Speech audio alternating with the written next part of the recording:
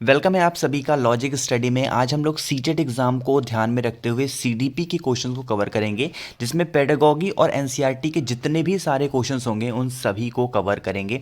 540 questions होंगे जो आपकी प्रीवियस ईयर किसी ना किसी सीटेट एग्जाम में शिफ्ट में पूछे गए हैं। ठीक है, इन सभी सीरीज को हम लोग 4 पार्ट में डिवाइड करेंगे। एक एक पार्ट में 100 क्वेश्चन को कवर करेंगे, जिससे आप लोग को सेशन बहुत बड़ा भी ना लगे और जितने भी इंपॉर्टेंट क्वेश्चन होंगे सारे कवर हो जाएंगे। ठीक है, स्टार्ट करते हैं आज के इस सेशन को। लेकिन उससे पहले आपको बता दूं कि मैं एक भी ऑप्शन को आपको एक्सप्लेन नहीं करूंगा, किसी भी क्वेश्चन को एक्सप्लेन नहीं करूंगा, क्योंकि नंबर ऑफ क्वेश्चन कितने हैं 540। ये सिर्फ रिवीजन सेशन है, देखते जाएं, सुनते जाएं, अपने मन में एनालिसिस करेंगे, सारी चीजें आपको आसानी से याद हो जाएंगी। ठीक है, चलो बढ़ते हैं हम लोग पहले क्वेश्चन की तरफ कि बच्चों में ज्ञान की रचना करने और अर्थ का निर्माण करने की क्षमता होती है। इस परिप्रेक्ष्य में एक शिक्षक की भूमिका क्या होनी चाहिए। ठीक है, तो शिक्षक क्या होगा, एक सुगम कर्ता के तरीके से एक तरीके से बिहेव करेगा ताकि बच्चों को सारी चीजें समझ में आ जाएं। तो बी ऑप्शन हमारे यहां पर करेक्ट होगा। आगे बढ़ें।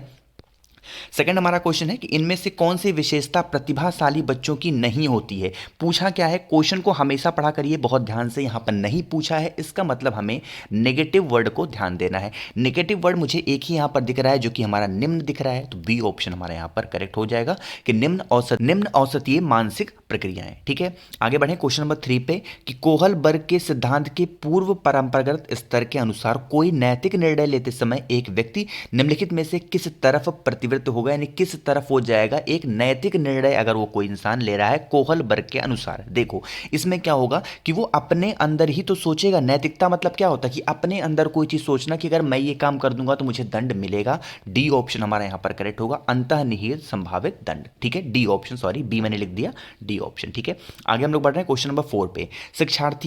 शिक्षार्थियों यानी कि अधिगमकर्ता की व्यक्तित्व विभिन्नताओं के संदर्भ में शिक्षिका को क्या चाहिए। किसी को आप सिखा रहे हो, उसके व्यक्तित्व विभिन्नताओं के बारे में सिखा रहे हो, तो क्या बताओगे, यही तो बताओगे कि विभिन्न विभिन्न चीजों के बारे में उसको समझाओगे। कौन सी चीजें यहां पर दिख रही हैं, बिल्कुल सही, यहां पर डी ऑप्शन दिख रहा होगा हमें कि विविध प्रकार की अधिगम परिस्थितियों को उपलब्ध कराना ही एक शिक्षिका का मुख्य कार्य होगा अगर वो व्यक्तित्व विभिन्नताओं को संदर्भ में बच्चों को समझा रही है तो। ठीक है, आगे बढ़ें। क्वेश्चन नंबर हमारा 5 है कि निम्नलिखित में से कौन सा बाल विकास का एक सिद्धांत नहीं है। यहां पर भी नहीं पूछा है, नेगेटिव ढूंढना है।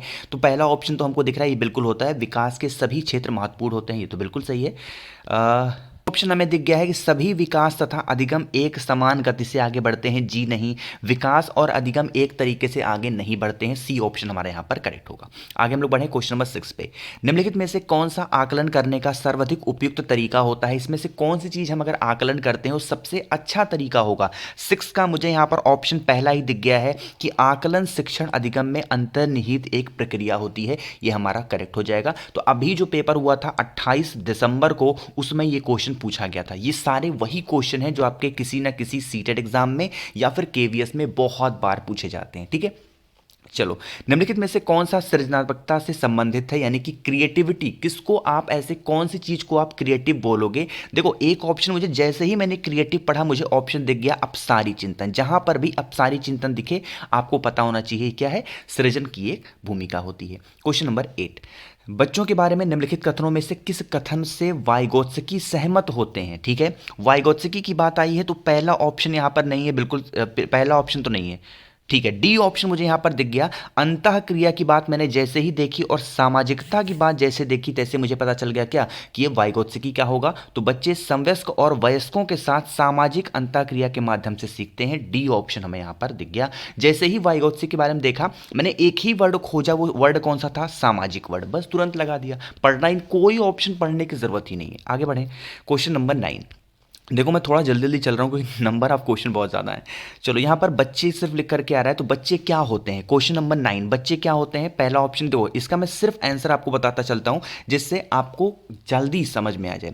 जिज्ञासु प्राणी होते हैं जो अपने चारों ओर के जगत को खोजने के लिए अपने ही तर्कों और क्षमताओं का उपयोग करते हैं। एक चीज़ का आप ध्यान रखना, जब एग्जाम में पेपर देने जाना हमेशा पॉजिटिव वर्ड को ही ढूंढना, आपके हिसाब से उसके चाहे जितना गलत हो, लेकिन अगर वो ऑप्शन में एक पॉजिटिव की तरफ इशारा कर रहा है तो वही आपका सही आंसर होगा। जैसे यहां पर देखो, जिज्ञासी प्राणी होते हैं जो अपने चारों ओर के जगत को खोजने के लिए अपने ही तर्कों और क्षमताओं का प्रयोग करते हैं, ये हमारा सही हो जाएगा। ठीक है, आगे बढ़ें।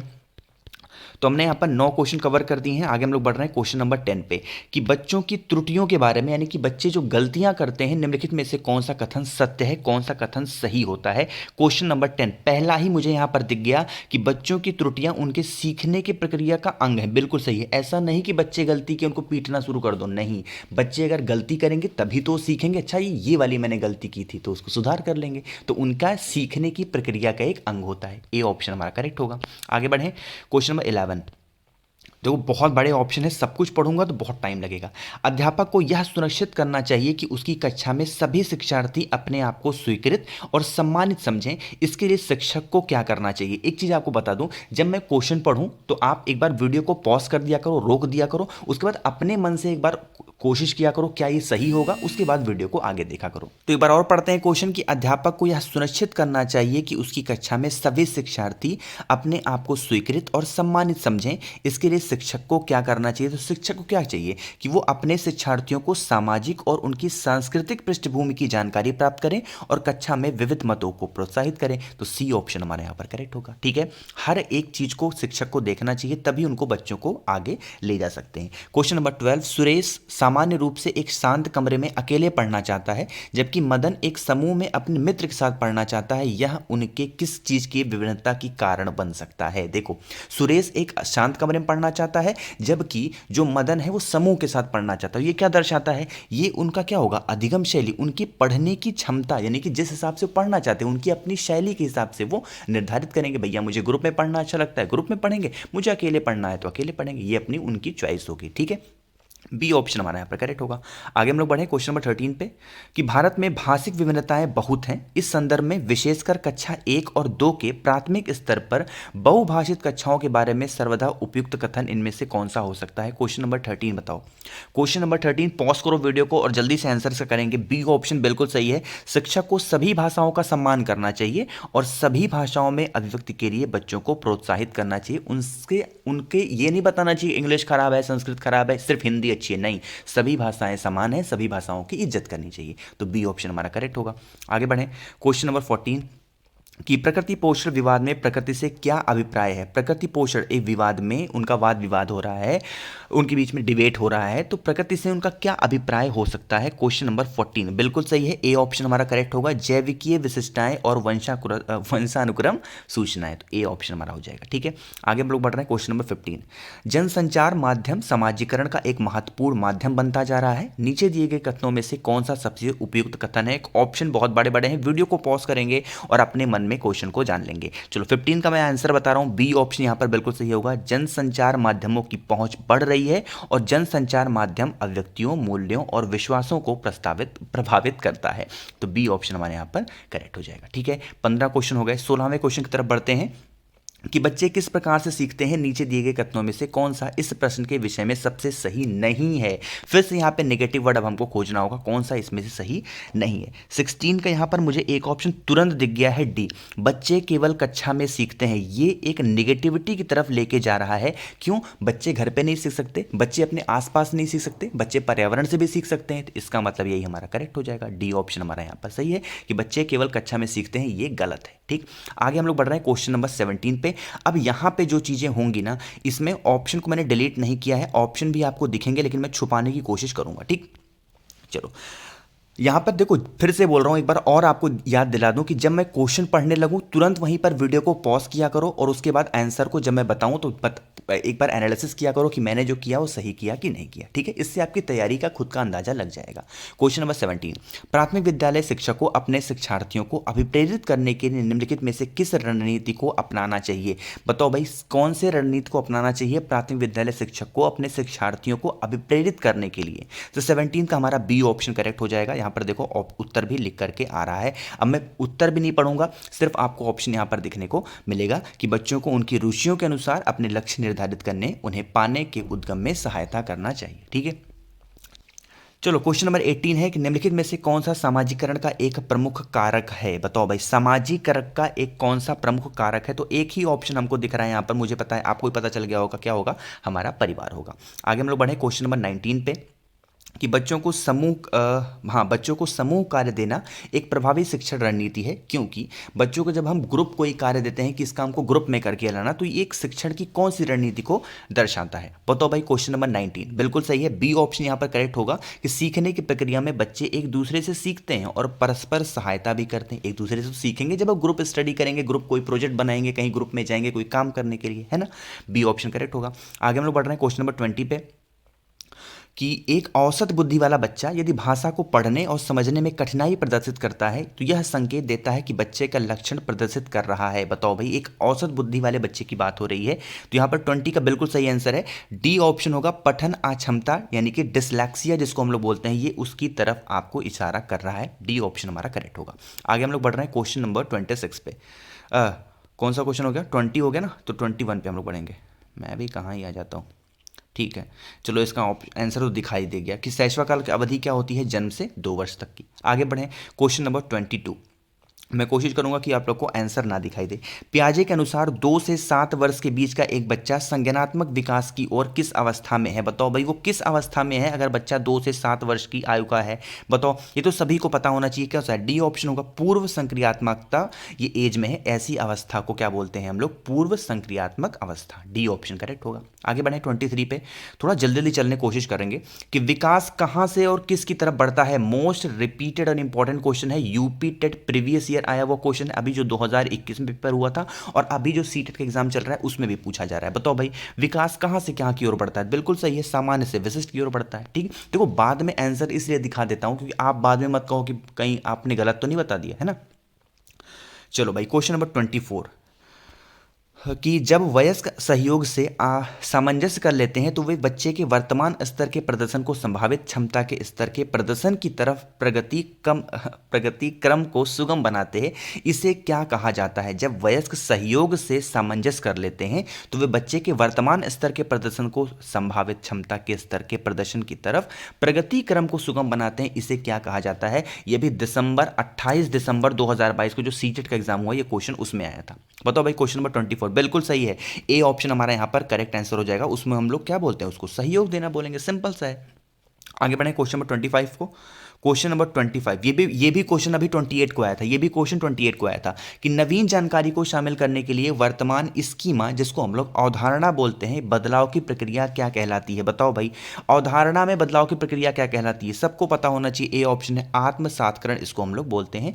ए ऑप्शन हमारे यहाँ पर करेक्ट होगा। एक बार फिर से याद दिला दूं कि आप सभी लोग जब भी आंसर दें तो आपको क्या करना होगा? वीडियो को पॉज करना है, अपने आप से एनालिसिस करना है। ये पूरा सेशन 540 क्वेश्चन देख लिए ना, सीडीपी में इससे बाहर क्या ही पूछेगा, थोड़ा सा दिमाग लगाओ, है ना। मध्य बाल अवस्था में भाषा किसके बजाय किससे अधिक होती है? बताओ भाई, मध्य बाल अवस्था में जो भाषा होती है किसके बजाय किससे ज्यादा होती है? सबको यहां पर पता होगा। सामाजिकृत क्या होती है? सामाजिकृत के बजाय कहां होती है?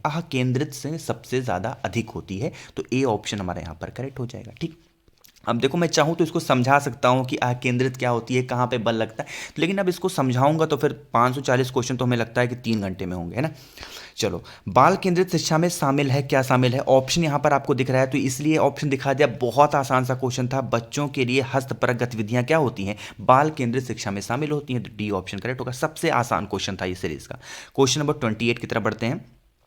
28, ठीक है। कक्षा अध्यापक ने राघव को अपनी कक्षा में अपने कीबोर्ड पर स्वयं द्वारा तैयार किया गया मधुर संगीत बजाते हुए देखा।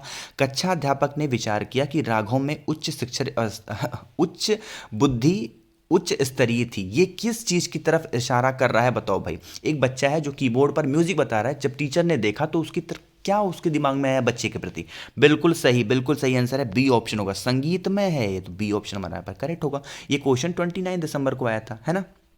आगे बढ़े, ये सारे क्वेश्चन देखो, अभी जो 2 दिन एग्जाम हुए ना सीटेट के, सारे क्वेश्चन उसमें से भी आपको देखने को मिलेंगे। क्वेश्चन नंबर 29, जब एक शिक्षक यह समझता है कि स्वाभाविक रूप से लड़के गणित में लड़कियों से अच्छे हैं, यह क्या दर्शाता है? कि अध्यापक क्या कहना चाहता है कि भैया जो बॉयज है ना वो ज़्यादा तेज हैं लड़कियों से, तो ये क्या दर्शाता है एक टीचर को? बिल्कुल सही है। ये क्या दिखा रहा है? ये लिंग जेंडर पक्षपात कर रहे हैं लड़के लड़कियों में, तो ए ऑप्शन करेक्ट होगा।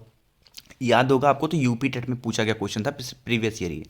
जितने लोगों ने पेपर दिया था ना उनको याद होगा। समावेशी शिक्षा मानती है कि हमें किसके अनुरूप बदलना है। बताओ भाई, समावेशी शिक्षा हमें क्या मानती है? सबको साथ लेकर के चलने वाली शिक्षा हमें क्या बताती है कि हमें क्या करना चाहिए, कि हमको या तो व्यवस्था या फिर बच्चों के अनुरूप चलना चाहिए। ठीक है, देखते हैं इसका आंसर कहाँ गया, सही है कि नहीं सही है, मैंने बता तो दिया आपको।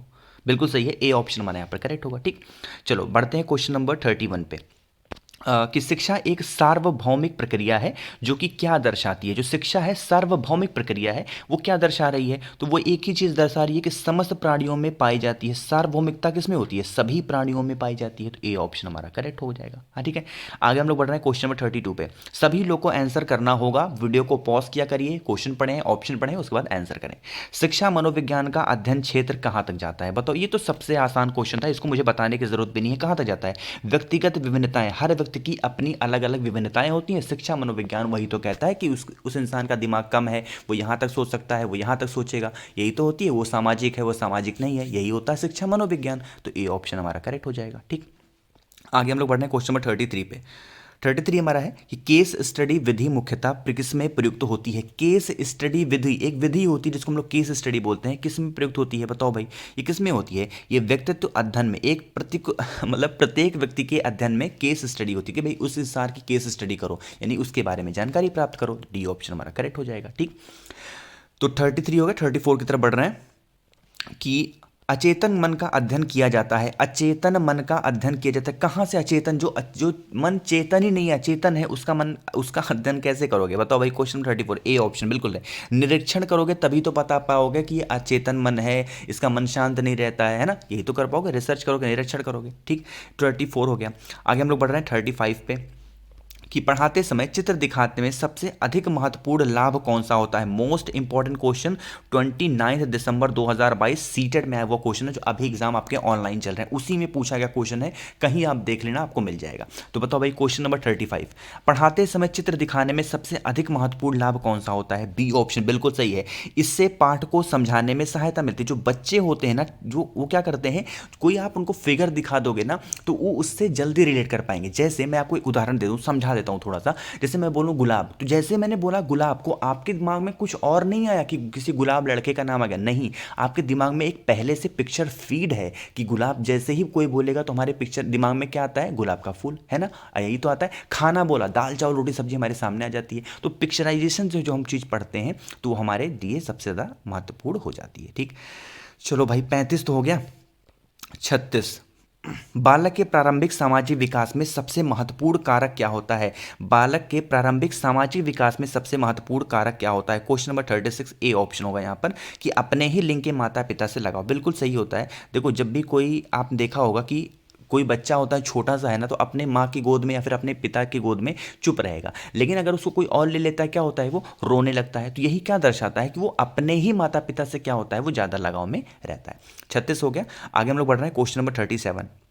इसके ऑप्शन थोड़े से बड़े हैं, तो आपको क्या करना होगा? वीडियो को पॉज करना है और आपको इसका आंसर करना होगा कि बालकों में यदि अंतः व्यक्तित्व संबंधों की पुनः स्थापना करनी है तो शिक्षक को क्या करना चाहिए कि वह उनके, ठीक है, बालकों में यदि अंतः व्यक्तित्व संबंधों की पुनः स्थापना करनी है तो शिक्षक को क्या करना चाहिए? बिल्कुल सही है, बी ऑप्शन यहाँ पे होगा कि उनको सामाजिक संवेदनाओं को, विकासों का अध्ययन करें तथा अंतः व्यक्तित्व संबंधों की ओर प्रेरित करना चाहिए। तो बी ऑप्शन हमारे यहाँ पर क्या होगा? करेक्ट हो जाएगा। ठीक, 37 हो गया। आगे हम लोग बढ़े क्वेश्चन नंबर 38 पे कि इनमें से कौन सा गुण आमतौर पर सृजनात्मकता से संबंधित है? क्रिएटिविटी, फिर से बात आ गई है यहाँ पर क्रिएटिविटी की कि कौन सा बच्चा यहाँ पर क्रिएटिव होगा। 38 का क्या होगा? बी ऑप्शन होगा, बहिमुखी, जो हर तरफ, यानी उसकी थिंकिंग सिर्फ एक ही दिशा में नहीं होनी चाहिए, अलग अलग दिशा में वो एक ही चीज को सोच सकता है, वही क्या होता है? हमारा बहिमुखी होता है, वही बच्चा तो क्रिएटिव होगा। तो यहाँ पर बी ऑप्शन करेक्ट हो जाएगा।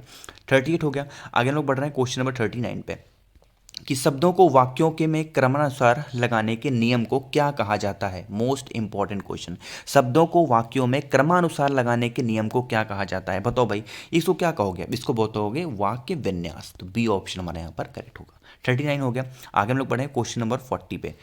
40 है कि निम्नलिखित में से कौन सी प्रवृत्ति पाठ्यक्रम निर्माण की सर्वोत्कृष्ट विधि के रूप में स्वीकार की जाती है? कुछ कुछ ऐसे वर्ड होते हैं हिंदी में ना जो पढ़ने में बहुत ज़्यादा दिक्कत करते हैं, वो भी वीडियो बनाओ तो बहुत ज़्यादा। बताओ भाई क्वेश्चन नंबर 40 का आंसर सबको करना है, बिल्कुल सही है, बी ऑप्शन यहाँ पर करेक्ट होगा।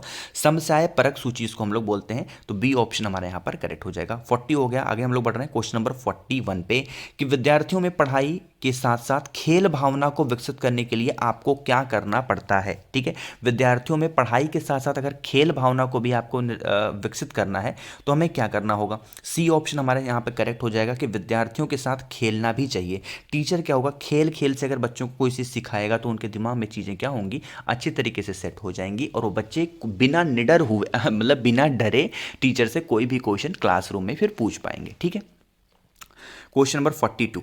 बताओ भाई सभी लोग इसका आंसर कि शिक्षा किसी निश्चित स्थान पर प्रदान की जाती है, यह कथन शिक्षा के किस अर्थ में प्रयुक्त होता है। किसी एक निश्चित स्थान पर ही शिक्षा प्रयुक्त की जाती है, यह कथन क्या बताता है, बताओ भाई। ठीक है, ये तो बिल्कुल गलत कथन है ना, ये शिक्षा का संकुचित अर्थ है कि शिक्षा सिर्फ एक पर्टिकुलर जगह पे क्लासरूम में आप बता सकते हो, नहीं, शिक्षा तो आप कहीं पे भी दे सकते हो, कोई बच्चा शिक्षा कहीं से भी ग्रहण कर सकता है। ए ऑप्शन हमारे यहाँ पर करेक्ट होगा। ठीक, 43 हमारा है कि बाह्य प्रेरणा को हम लोग क्या कहते हैं। ये तो सबसे आसान क्वेश्चन है, बाह्य प्रेरणा को आप क्या कहोगे, बिल्कुल सही है, ए ऑप्शन। यहाँ पर नकारात्मक प्रेरणा भी हम लोग क्या बोलते हैं, बाह्य प्रेरणा का दूसरा नाम है नकारात्मक प्रेरणा, तो ए ऑप्शन हमारा करेक्ट हो जाएगा। आगे बढ़े 44 पे। कोई क्वेश्चन छोटा होता है तो उसको जल्दी कर देते हैं। विकास के मुख्य रूप कौन से नहीं है, यहां पर भी देखो नेगेटिव पूछा है कि विकास की बात की जा रही है कि विकास के मुख्य रूप इनमें से कौन से नहीं है, तो हम सबसे पहले क्या सोचेंगे कि नेगेटिव वर्ड इनमें से कौन सा है। तो 44 का डी ऑप्शन हमें दिख रहा है कि जनसंख्या विकास तथा भूमि विकास, इस पे थोड़ी डिपेंड करती है विकास, तो डी ऑप्शन हमारे यहाँ पर करेक्ट हो जाएगा। ठीक है, बाकी शारीरिक विकास इंपॉर्टेंट है, मानसिक विकास इंपॉर्टेंट है, संवेदनात्मक तो इंपॉर्टेंट है ही है, सामाजिक तो हर दृष्टिकोण से इंपॉर्टेंट होता ही है, चरित्र अच्छा होगा उसका विकास अच्छा होगा, नैतिकता तो इंपॉर्टेंट है ही है। ठीक, देखो कहीं पर नैतिक दिख जाए कहीं पर सामाजिक दिख जाए, वो हमेशा मैक्सिमम टाइम क्या होता है, सही हो जाता है। ठीक, चलो भाई 44 हो गया। 45 की तरफ बढ़ते हैं।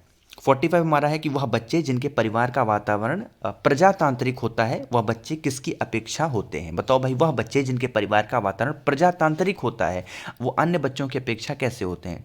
तो ए ऑप्शन यहाँ पर होगा, अधिक क्रियाशील होते हैं और बहिमुखी व्यक्तित्व वाले भी होते हैं। ए ऑप्शन हमारे यहाँ पर करेक्ट होगा। ठीक, 45 हो गया। 46 मोस्ट इंपॉर्टेंट क्वेश्चन, बहुत बार पूछा जाता है, मतलब इतनी बार पूछा जाता है कि मैं क्या ही बताऊं। वे बालक जो भाषा बोलने सुनने तथा लिखने में समस्या प्रदर्शित करते हैं, ग्रस्त होते हैं, उनको हम लोग क्या बोलते हैं। वो बच्चा जो बोलने में, सुनने में और लिखने में भी उसको प्रॉब्लम होती है, तीनों प्रॉब्लम उसको होती है, उसको हम लोग क्या बोलोगे, ए ऑप्शन डिस्फेजिया हम लोग उसको बोलते हैं। क्या बोलेंगे, डिस्फेजिया। ठीक, चलो 46 हो गया। आगे हम लोग बढ़ रहे हैं 47 पे। 47, हाँ ठीक है। निम्नलिखित में से कौन सा सिद्धांत बाल विकास में वातावरण संबंधी कारकों को ही महत्व देता है। निम्नलिखित में से कौन सा सिद्धांत बाल विकास में वातावरण संबंधी कारकों को ही महत्व देता है। बताओ भाई, बिल्कुल सही है, बी ऑप्शन करेक्ट होगा, सामाजिक अधिगम सिद्धांत को। सामाजिकता जैसे देखो हर मामले में मैक्सिमम टाइम सही हो जाता है। ठीक, बी ऑप्शन करेक्ट होगा। 48 हमारा है कि पियाजे के अनुसार कोई बच्चा किस अवस्था में अपने परिवेश की वस्तुओं को पहचानने व उनमें विभेद करने लगता है। मोस्ट इंपॉर्टेंट क्वेश्चन, स्टार लगा लो इस क्वेश्चन पे। पियाजे के अनुसार कोई बच्चा कौन सी अवस्था में, कौन सी उम्र में अपने परिवेश की वस्तुओं को पहचानने व उनमें विभेद कर। जैसे आप किसी छोटे बच्चे को देखो, ये खिलौना मेरा है, उसको खिलौना छू के दिखा दो, तोड़ देगा, काट लेगा हाथ आपका, वो है ना। ये क्या होता है, वो उसको अपने पराये में फर्क है, भैया ये मेरा खिलौना, ये तुम्हारा, ये वाला तो मैं ही लूंगा। ये कौन सी क्रिया में आती है, बी ऑप्शन बिल्कुल सही है, पूर्व संक्रियात्मक अवस्था, तो बी ऑप्शन हमारे यहां पर करेक्ट हो जाएगा। ठीक, चलो भाई 49 क्वेश्चन नंबर हमारा 49 है। ठीक है, कि निमोनिक्स एक ऐसी व्यूह रचना है, जो एक वर्ड होता है, एक समझ सकते हो एक व्यूह रचना जैसा कि लिखा हुआ है, वो क्या दर्शाता है, जो निमोनिक्स होता है।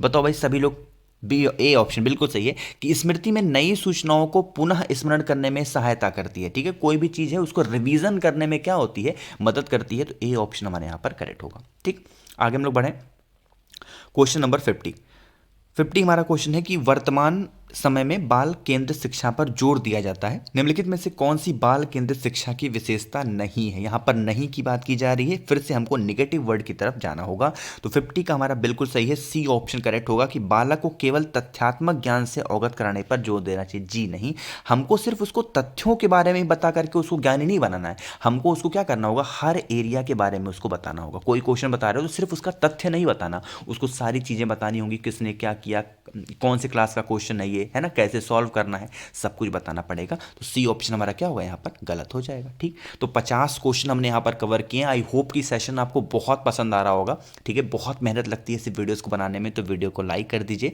और जो भी लोग आवाज़ मेरी पहली बार सुन रहे हैं चैनल को सब्सक्राइब ज़रूर करिएगा। ठीक है, चलो आगे हम लोग बढ़ते हैं क्वेश्चन नंबर 51 पे। इधर होगा question number 51, 46, question number 51 D. हाँ चलो, सभी लोग जल्दी जल्दी इसका आंसर करेंगे भाई, क्वेश्चन बहुत बड़ा है। बुद्धि का द्विकारक सिद्धांत क्या कहलाता है? बताओ भाई, बुद्धि का द्विकारक सिद्धांत इनमें से क्या कहलाता है? बहुत बड़े इसमें सारे सारे ऑप्शन है, तो इसलिए मैं ऑप्शन पढ़ूंगा नहीं, आपको सिर्फ इतना बताना होगा, डी ऑप्शन, कि सभी प्रकार के मानसिक कार्यों में दो प्रकार की मानसिक योग्यताओं की आवश्यकता होती है।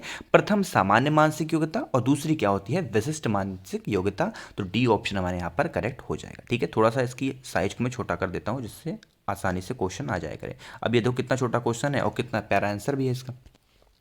आप किसी नई कक्षा में गणित के शिक्षक के रूप में जाते हैं। आपको एक सफल एवं प्रभावित शिक्षण के लिए निम्नलिखित में से क्या आवश्यक होगा? बहुत इंपॉर्टेंट क्वेश्चन है ये। क्या होगा? व्यक्तित्व विभिन्नताओं का ज्ञान होना आपको सबसे ज्यादा यहाँ पर जरूरी होगी। ठीक है, कोई टीचर जा रहा है उसको अपनी वेतन का ज्ञान से नहीं मतलब, वो आप टीचर हो, आप ज्ञान के लिए जा रहे हो, तो वेतन का ज्ञान नहीं, सहकर्मियों की योग्यता भी आपको नहीं बतानी होगी, इन सभी का ज्ञान ये भी कोई जरूरी नहीं है, लेकिन आपको प्रत्येक व्यक्तिगत विभिन्नताओं का ज्ञान होना चाहिए। ए ऑप्शन हमारे यहाँ पर करेक्ट होगा। ठीक है, आगे बढ़े 53 पे। इसका भी मैंने आंसर दिखा दिया क्या ही हो रहा है।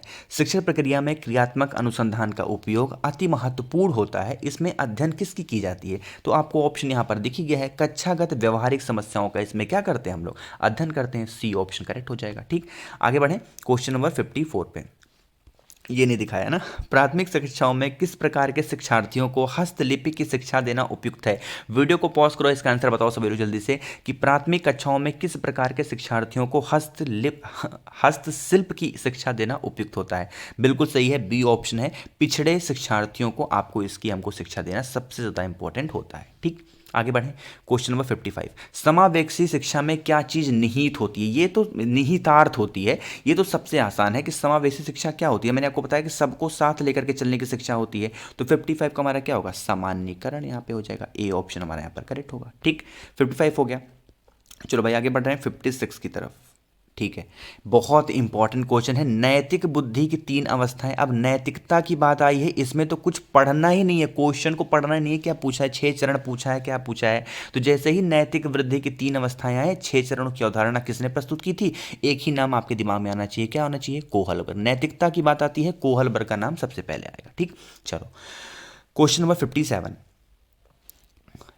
स्कूल समुदाय की, स्कूल शिक्षक की, शिक्षक की, शिक्षक बच्चों की, शिक्षक अभिभावक की, कौन सी इसमें सफल और आदर्श अधिगम का मुख्य आधार होता है? स्कूल समुदाय, स्कूल शिक्षक, शिक्षक बच्चों की, शिक्षक अभिभावक की, कौन सा इसमें सफल और आदर्श अधिगम इसमें मुख्य आधार होता है? बी ऑप्शन करेक्ट होगा, सहभागिता। सबकी आपस में सहभागिता ही क्या होती है? इसका एक मुख्य आधार मानी जाएगी। बी ऑप्शन यहाँ पर करेक्ट होगा। ठीक, चलो भाई 57 हो गया, 58 बहुत बड़े इसके भी क्वेश्चन है। चलो, स्व आकलन एवं प्रतिपुष्टि के लिए आवश्यक है कि, बताओ भाई, स्व आकलन और प्रतिपुष्टि के लिए सबसे ज्यादा इंपॉर्टेंट क्या होता है? 58 बताओ भाई। सी ऑप्शन बिल्कुल सही है, शिक्षार्थियों को ऐसे अनुभव दें जो इसमें संज्ञानात्मक गुणों का विकास करते हैं। तो यहाँ पर सी ऑप्शन हमारा करेक्ट हो जाएगा। ठीक, 58 हो गया। 59 क्वेश्चन बताओ, इसका आंसर सब लोग को करना है कि जब शिक्षक और शिक्षार्थी औपचारिक एवं अनौपचारिक रूप से अंतःक्रिया करते हैं तो इस स्थिति में सीखने की प्रक्रिया चलती है, कहाँ पे चलती है? बताओ भाई, जब शिक्षक और शिक्षार्थी औपचारिक और अनौपचारिक रूप से अंतःक्रिया करते हैं तो इस स्थिति में सीखने की प्रक्रिया क्या चलती है? बताओ। 59 बिल्कुल सही है, ए ऑप्शन करेक्ट होगा, सतत रूप से यहाँ पर चलती रहती है, तो ए ऑप्शन हमारा यहाँ पर करेक्ट हो जाएगा। 59 हो गया। आगे हम लोग बढ़ रहे हैं क्वेश्चन नंबर 60 पे, कि विकास की सहसावस्था में समवेगिक विकास का अध्ययन किया जाता है। विकास की सहसावस्था में सामवेगिक विकास का अध्ययन किसमें किया जाता है? बताओ।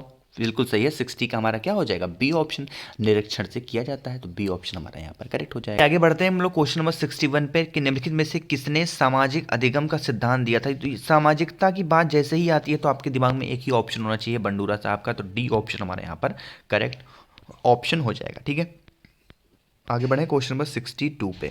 इतना मुझे डर लग रहा है कि मैं कैसे 540 क्वेश्चन करा पाऊंगा।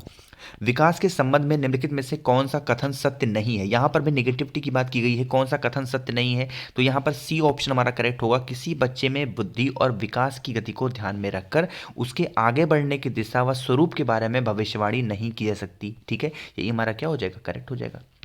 आगे हम लोग बढ़ रहे हैं क्वेश्चन नंबर 63 पे कि उच्च प्राथमिक स्तर के बालक की विशेषता नहीं होती है, कि जो उच्च प्राथमिक स्तर का बच्चा होता है उसकी कौन सी विशेषता नहीं है? ठीक, तो बी ऑप्शन होगा हमारा डेंटिंग करना। बी ऑप्शन हमारा यहाँ पर करेक्ट आंसर हो जाएगा। ठीक, आगे बढ़ें। अब देखो इस बार अब मैं थोड़ा तेज चलने की कोशिश करूँगी, नंबर ऑफ क्वेश्चन बहुत ज़्यादा है। प्रतिद्वंद्वात्मक सामाजिकरण की अवस्था क्या कहती है? प्रतिद्वंद्वात्मक सामाजिकरण की अवस्था क्या कहलाती है? बताओ भाई। इसमें प्रतिद्वंदी की बात जहाँ पे आ जाती है वो अवस्था हमारी सीधे चली जाती है कहाँ पे? बाल्य अवस्था की तरफ। तो बी ऑप्शन हमारे यहाँ पर करेक्ट हो जाएगा। ठीक, आगे हम लोग बढ़े क्वेश्चन नंबर 65 पे। तो 65 हमारा क्वेश्चन है कि हाँ, निचली कक्षाओं में बच्चे विभिन्न प्रकार की खेल क्रियाओं में अपने खिलौनों को दूसरों के साथ मिल बांटकर खेलते हैं। इससे बच्चों में समाजीकरण की किस प्रक्रिया का विकास होता है? निचली कक्षाओं में बच्चे विभिन्न प्रकार की खेल क्रियाओं में अपने खिलौनों को दूसरों के साथ मिल बांटकर खेलते हैं। इससे बच्चों की समाजीकरण की किस प्रक्रिया का भाव विकास यहाँ पर उत्पन्न होता है? बिल्कुल सही यहाँ पर ऑप्शन है, सी ऑप्शन होगा कि एकता और सहयोग की भावना का। तो सी ऑप्शन है यहाँ पर हमारा करेक्ट हो जाएगा। ठीक, आगे हम लोग बढ़े क्वेश्चन नंबर 66 पे। देखो मैंने अभी ये चीज़ सोची कि अब मैं सोच रहा हूँ कि मैं 540 क्वेश्चन है ना, तो इसको मैं 4 वीडियो में आप लोग के सामने रखूँ, क्योंकि एक साथ तो बहुत ज़्यादा हो जाएंगे। अभी मुझे लगता है कि 30-40 मिनट हो गए होंगे, तो बहुत ज़्यादा चला जाएगा। तो मैं ये नहीं चाहता हूँ, आप लोग पार्ट वाइज देख लेना। ठीक, चलो इसमें सिर्फ 100 क्वेश्चन को हम लोग कवर करेंगे। चलो, पियाजे के अनुसार कोई बच्चा किस अवस्था में अपने परिवेश की वस्तुओं को पहचानने व उनमें विभेद करने लगता है? बताओ भाई। अभी अभी मैंने बताया था कि उसमें अपनी चीज़ों को पहचानने और ये भी वो सोच लेता है कि ये तुम्हारा है, ये मेरा है। ठीक है, ऐसी कौन सी अवस्था होती है? बी ऑप्शन, पूर्व संक्रियात्मकता अवस्था। बी ऑप्शन हमारे यहाँ पर करेक्ट हो जाएगा। ठीक, चलो आगे हम बढ़ रहे हैं क्वेश्चन नंबर 67 पे कि पियाजे ने किसी बच्चे के विचार में नए विचारों का समावेश हो जाने को क्या कहा है? पियाजे ने किसी बच्चे के विचार में नए विचारों का समावेश हो जाने को क्या कहा है? तो ये सिंपल सा है, क्या कहेगा उसको? सात्मीकरण कहा जाएगा। सी ऑप्शन हमारे यहाँ पर करेक्ट हो जाएगा। ठीक, 68। तो 68 हमारा क्वेश्चन है कि वर्तमान समय में एक मिनट, जी हाँ, वर्तमान समय में बाल केंद्रित शिक्षा पर जोर दिया जाता है। निम्नलिखित में से कौन सी बाल केंद्रित शिक्षा की विशेषता नहीं होती है? यहाँ पर पूछ रहा है नहीं। ठीक है, तो बताओ भाई इसमें से कौन सी नहीं होती है? 68 का हमारा एक ही ऑप्शन यहाँ पर मुझे तुरंत दिख गया था कि बालक को केवल तथ्यात्मक ज्ञान। अभी अभी मैंने आपको बताया, मोस्ट रिपीटेड क्वेश्चन, देखो फिर से क्वेश्चन आ गया है। तो सी ऑप्शन हमारे यहाँ पर क्या हो जाएगा? करेक्ट आंसर होगा। ठीक, चलो भाई 68 हो गया। 69 की तरफ बढ़ते हैं कि एक बालक जिसकी आयु 15 वर्ष है, यदि उसकी मानसिक आयु 18 वर्ष हो तो आप उसकी बुद्धि लब्धि क्या होगी? जल्दी से फॉर्मूले से इसको निकालेंगे। मैं ना फॉर्मूला बताऊंगा ना कुछ भी बताऊंगा। ठीक है, उसकी उम्र कितनी है? एज उसकी कितनी है? 15 है। और उसकी जो मानसिक एज है, MA की जो वैल्यू है वो 18 है। अब फॉर्मूला लगाओ, MA वाली जो वैल्यू फॉर्मूला होता है लगाओ। वर्ष 15 वर्ष का बच्चा है और मानसिक आयु 18 वर्ष है। बताओ 69। जिसके आंसर जल्दी जल्दी, बिल्कुल सही। यहाँ पर देखो अस्मिता के यहाँ पर आंसर आ गए हैं 120। बिल्कुल सही बात है, सी ऑप्शन हमारे यहाँ पर करेक्ट आंसर हो जाएगा। ठीक, चलो ऐसे ऐसे जल्दी जल्दी आंसर किया करो आप लोग ना, तो फिर मैं ख़त्म कर सकता था, लेकिन मैं सोच रहा हूँ कि अब मैं 3-4 सेशन में ख़त्म करूँ इसको। चलो क्वेश्चन नंबर 70 हमारा है। देखो प्लेलिस्ट इसका बना दूंगा, कोई दिक्कत नहीं होगी, देख सकते हो आराम से, है ना। ये आप लोग के लिए आसान होगा कि एक वीडियो में 100 क्वेश्चन देखो, फिर अगला वीडियो थोड़ा पानी वगैरह पी के और टहल के और फिर दूसरा वीडियो देख लो, फिर 100 क्वेश्चन का। ठीक है, ऐसे तैयारी कर सकते हो। निम्नलिखित में से किस कथन से बुद्धि एवं विद्युत परीक्षण के महत्व का पता चलता है? निम्नलिखित में से किस कथन से बुद्धि और बुद्धि परीक्षण के महत्व का पता चलता है? एक ही ऑप्शन यहाँ पर तुरंत मुझे दिख गया है। जैसे ही मैंने यहाँ पर बुद्धि परीक्षण व्यवसायिक मार्ग देखा, सारे मुझे यहाँ पर क्या लगे? सही लगे। तो यहाँ पर उपरोक्त सभी कथनों में से बुद्धि परीक्षण का महत्व का पता चलता है। तो डी ऑप्शन हमारे यहाँ पर करेक्ट हो जाएगा। ठीक, चलो क्वेश्चन नंबर 71 हमारा क्वेश्चन क्या है कि आकलन को उपयोगी और रोचक प्रक्रिया बनाने के लिए एक शिक्षक को निम्नलिखित में से किसके प्रति सचेत रहना चाहिए? आकलन को उपयोगी और रोचक प्रक्रिया बनाने के लिए एक शिक्षक को निम्नलिखित में से किसके प्रति सचेत रहना चाहिए? बताओ भाई, तो उसको किसके प्रति सचेत रहना चाहिए? सी ऑप्शन, शैक्षिक और सह शैक्षिक क्षेत्रों में छात्रों के सीखने के बारे में जानकारी प्राप्त करने के लिए विविध तरीकों का प्रयोग करने से हमको क्या होना चाहिए? सचेत रहना चाहिए। आगे बढ़े क्वेश्चन नंबर 72 पे। दिख गया ऑप्शन। चिंतन की दृष्टि से किसी बच्चे में सर्वश्रेष्ठ चिंतन क्या होता है? सबसे ज़्यादा चिंतन, सबसे सर्वश्रेष्ठ चिंतन किस में माना जाता है? तार्किक चिंतन। ठीक है, तार्किक चिंतन जो होता है सबसे अच्छा माना जाता है कि बच्चा ज़्यादा सोचेगा, उसका दिमाग क्या होगा? डेवलप होगा। इसको आप रीजनिंग, अगर आपने रीजनिंग के क्वेश्चन सॉल्व किए होंगे, रीजनिंग को हमारे सिलेबस में लाने का पर्पज़ यही होता है कि बच्चा सोचने की क्षमता उसकी कहाँ तक है, यही इसका आकलन करना। क्वेश्चन नंबर 73, बताओ इसका आंसर। निम्नलिखित कथनों में से कौन सा कथन सत्य है? इसमें ट्रू पूछ रहा है, कौन सा कथन सत्य है, बताओ।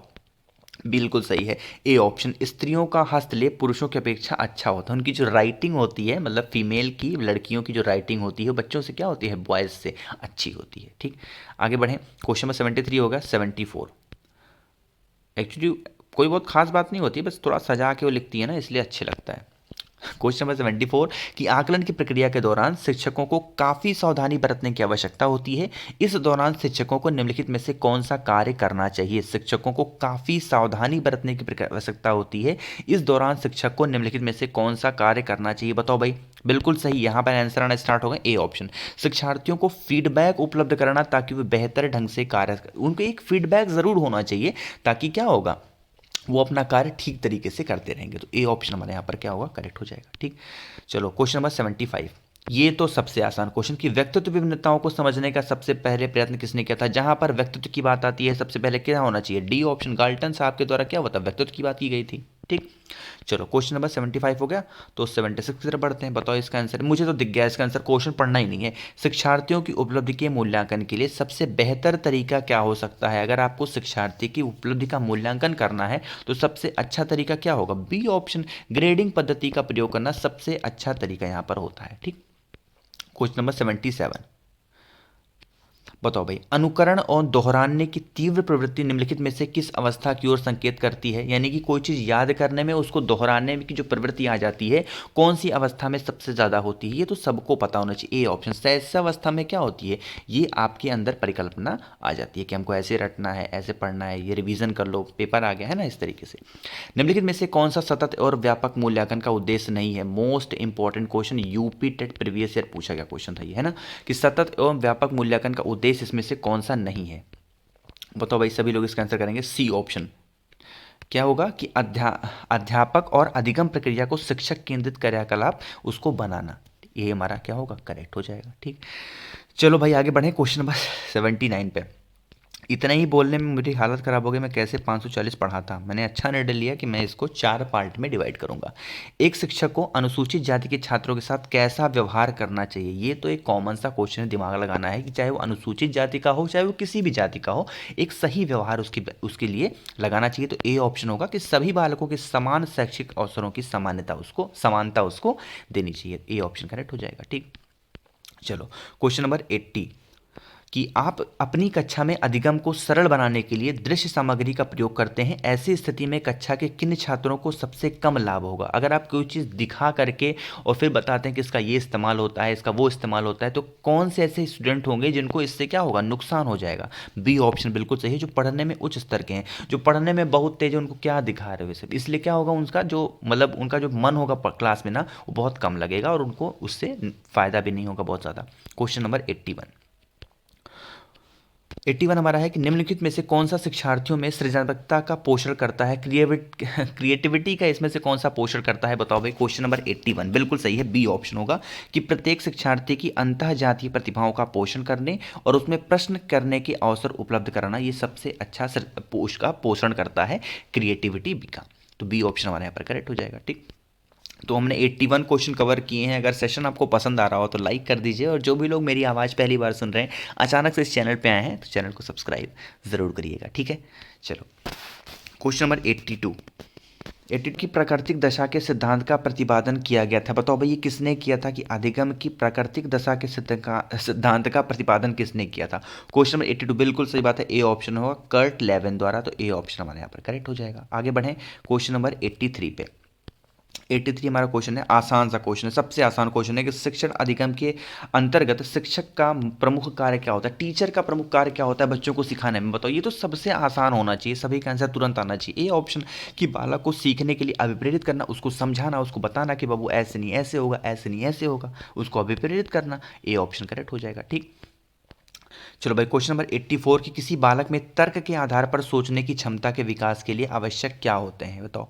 तर्क के आधार पर अगर कोई बच्चा सोच रहा है तो उसके लिए क्या आवश्यक होगा विकास में? बिल्कुल सही है, ए ऑप्शन हमारा करेक्ट होगा कि भाषा संप्रेषण में क्या होगा, निपुणता आ जाएगी, तो ए ऑप्शन हमारा करेक्ट हो जाएगा। ठीक, क्वेश्चन नंबर 85, ये भी क्वेश्चन देखो किसका है, साइंटिस्ट वाला क्वेश्चन है। समाधान की अंतःदृष्टि विधि के संबंध में किसके द्वारा वन मानुषों पर, बताओ भाई, किसके द्वारा वन मानुष पर किसके द्वारा प्रयोग किया गया था? वन मानुष पर प्रयोग क्यों किया था? कोहलर साहब के द्वारा क्या किया गया था? वन मानुष पर प्रयोग। ठीक, आगे बढ़े, क्वेश्चन नंबर 86, ठीक है, कि किसी बालक का व्यक्तित्व वंशानुक्रम तथा वातावरण का क्या होता है? बताओ भाई, किसी बालक का व्यक्तित्व वंशानुक्रम तथा वातावरण का क्या होता है?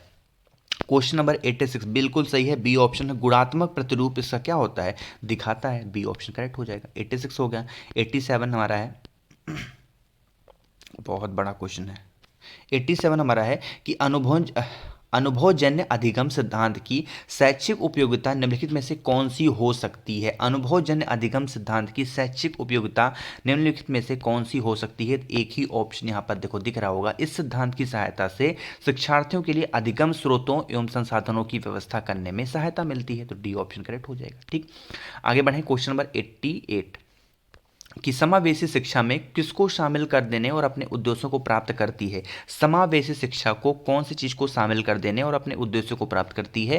तो इसमें सामान्य और अधिगम अक्षम शिक्षार्थियों को अगर हम शामिल कर लेते हैं तो वो अपने उद्देश्यों को क्या होगा, प्राप्त कर लेगी, डी ऑप्शन करेक्ट हो जाएगा। देखो हमने 88 क्वेश्चन कवर किए ना, अगर कोई सी चीज को मुझे इस वीडियो में सुधारना चाहिए, कौन सी चीज को बताना चाहिए, तो आप मुझे बताना, मैं उसको नेक्स्ट जब वीडियो लेके आऊंगा तो उसमें सुधार कर लूंगा। एक चीज और, अगर आपको इसकी पीडीएफ चाहिए तो इंस्टाग्राम का यहाँ पर देखो यूज़र नेम लिख कर क्या आ रहा है, इस यूज़र नेम पर आप मुझे इंस्टाग्राम पे मैसेज कर देना फॉलो करके, वहाँ पे मैं आपको इसका पीडीएफ दे दूंगा। ठीक है, चलो क्वेश्चन नंबर 88, 88 हो गया। 89, पढ़ने से संबंधित अक्षमता को, ये तो देखो कितनी बार आता है, जितनी स्टार लगाना चाहो लगा लो। पढ़ने की क्षमता क्या हो जाती है हमारी, क्या बोलते हैं उसको, डिसलेक्सिया बोलते हैं, पढ़ने में प्रॉब्लम होती है, तो ए ऑप्शन।